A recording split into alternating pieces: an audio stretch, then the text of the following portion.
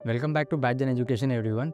आज हम चालू करने वाले ग्लोबल डिपॉजिटरी रिसिप्ट। अब ये ग्लोबल डिपॉजिटरी रिसिप्ट आपके टेक्स्ट बुक में पैराग्राफ फॉर्म में दिया गया है। हमने उसी पैराग्राफ फॉर्म को इधर पॉइंट्स वाइज लिखा है, तो हम ये पॉइंट वाइज कवर करने वाले हैं। सबसे पहला पॉइंट है, तो पॉइंट्स में जाने से पहले हम डिस्कस कर लेते हैं कि ग्लोबल डिपॉजिटरी रिसिप्ट होता क्या है। इंडिया में जो पब्लिक कंपनी के शेयर्स है वो कई स्टॉक एक्सचेंज में लिस्टेड रहते हैं। For example Bombay stock exchange, national stock exchange, ऐसे ऐसे जगह, या फिर कोलकाता स्टॉक एक्सचेंज, ऐसे जगह पे लिस्टेड कंपनी के शेयर्स लिस्टेड रहते हैं ऑफ द पब्लिक कंपनी। तो वैसे ही जब कंपनी को ग्लोबलाइजेशन में गई in the year 1991 when new economic policy was form, जो नए नए कंपनी थे वो लोग ने अपने शेयर्स को फॉरेन स्टॉक एक्सचेंज में भी लिस्ट करना चालू कर दिया। तो इसीलिए ग्लोबलाइजेशन का कॉन्सेप्ट आया है, ग्लोबल डिपॉजिटरी रिसिप्ट का कॉन्सेप्ट है। सबसे पहला पॉइंट है adoption of free economic policy.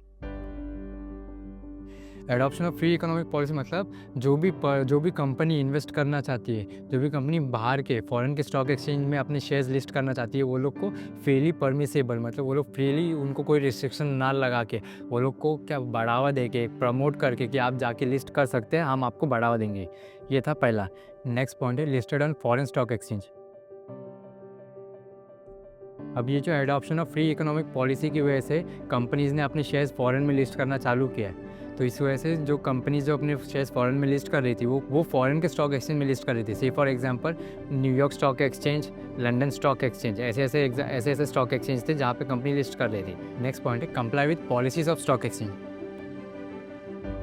अब क्योंकि कंपनी को ओवरसीज़ में जाके लिस्ट करना था अपने सिक्योरिटीज़ को, तो कंपनी को उधर के जो पॉलिसीज़ है उसको फॉलो करना ज़रूरी था।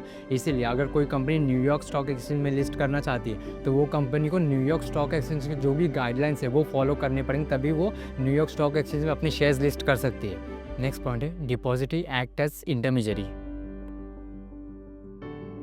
अभी ये जो कंपनी, इंडियन कंपनी, ये अपने शेयर्स को फॉरेन में लिस्ट करना चाहती है, से for example New York stock exchange में। तो अभी ये न्यूयॉर्क स्टॉक एक्सचेंज में कैसे लिस्ट करेगी? तो इसमें कोई एक मिडल मैन चाहिए जो दोनों साइड से सारे ग्रीवेंसेस और सारे रूल्स को कंप्लाई करे, ये देखे कि ये सारी चीज़ें रूल्स कंप्लाई हो रही है कि नहीं, और उसके बाद वो जाके वहाँ पर जाके लिस्ट करे। इसलिए इसमें बीच वाला पर्सन जो है वो है डिपॉजिटरी, जो act as a intermediary in both है। जो इंडियन कंपनी है और जो न्यूयॉर्क स्टॉक एक्सचेंज, इन दोनों के बीच में जो इंटरमीडियरी का काम करे उसे डिपॉजिटरी कहते हैं। नेक्स्ट पॉइंट है प्राइस फ्लक्चुएट। अब ये जो शेयर्स है जो फॉरेन में लिस्ट हुए, इसके प्राइस फ्लक्चुएट होते हैं, जो डिपेंड करता है डिमांड और सप्लाई में। ये जो इंडियन कंपनी, इसका जो फॉरेन स्टॉक एक्सचेंज में अगर इसका डिमांड बहुत ज़्यादा है तो इसका प्राइस भी उधर फॉरेन में ज़्यादा होएगा, पर अगर इसका ऑन दी अदर हैंड अगर इसका डिमांड कम है तो इसका प्राइस भी कम होगा। नेक्स्ट पॉइंट है NRI can invest bye purchasing GDR. जैसे इंडियन कंपनी, जो इंडियन पर्सन है वो फॉरेन के शेयर्स ले सकता है, वैसे ही जो एनआरआई है, जो बाहर का है, फॉरेनर है, वो भी इंडियन कंपनी के शेयर्स ले सकता है बाय इशूइंग जीडीआर। मतलब जो ये इंडियन कंपनी है ये जीडीआर इशू करेगी किसको? फॉरेनर को, और ये फॉरेनर के पास जब जीडीआर आ जाएगा तब वो इस इंडियन कंपनी का शेयर होल्डर बन जाएगा। लास्ट पॉइंट है company page dividend in home currency.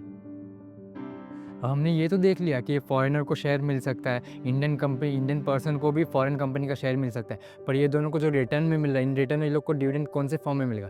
तो इनको डिविडेंड मिलने वाला in form of home currency. ये जो इंडिया का पर्सन है, इस पर्सन ने इस फॉरेन कंपनी का शेयर लिया है, तो ये जो फॉरेन कंपनी है ये इसको शेयर्स पे डिविडेंड देगी अपने डॉलर के रेट में। मतलब अगर यूएस की कंपनी थी तो यूएस की कंपनी अपने डॉलर के रेट में देगी, और वो जो जीडीआर है, जो डिपॉजिटरी बीच में, वो इसको कन्वर्ट करके इंडियन पर्सन को देने वाला है। इसी that's why company page dividend at the value of home currency.